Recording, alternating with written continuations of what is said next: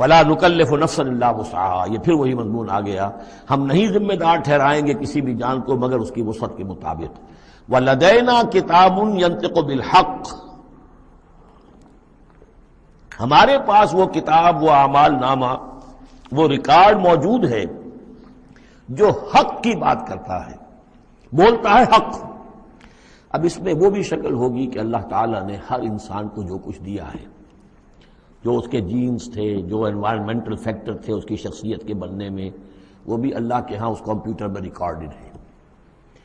یہ چیزیں تو اس کے لیے گیون تھیں، اس میں اس کا کوئی چوائس نہیں، یہ تو ہم نے اپنی طرف سے اس کے لیے فیصلہ کیا۔ اب یہ شاکلہ جو ہے، اس کے اندر جو بھی گنجائش تھی اس میں اس نے کتنی محنت کی، کیا کوشش کی، اس کوشش کا ریکارڈ بھی پورا موجود ہے۔ وہ پورا ریکارڈ جو ہے وہ حق اس کے اندر محفوظ ہے، ینطق بالحق۔ ہو سکتا ہے جیسے کہ اب آپ کو معلوم ہے کہ جب پہلے تو کمپیوٹر ایسے ہی تھے کہ جن میں آواز نہیں آتی تھی، اب تو کمپیوٹر ساتھ ہی بول بھی پڑتا ہے،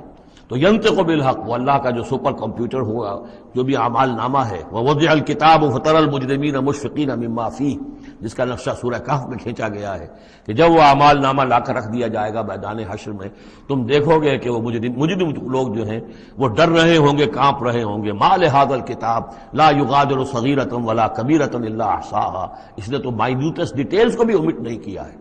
تو وہی ہے یہ وَلَدَيْنَا كِتَابٌ يَنطِقُ بِالْحَقِّ وَهُمْ لَا يُظْلَمُونَ، وہ حق بات کہے گا، وہ کتاب جو ہے وہ اعمال نامہ، اور ان کے اوپر کوئی ظلم نہیں کیا جائے گا۔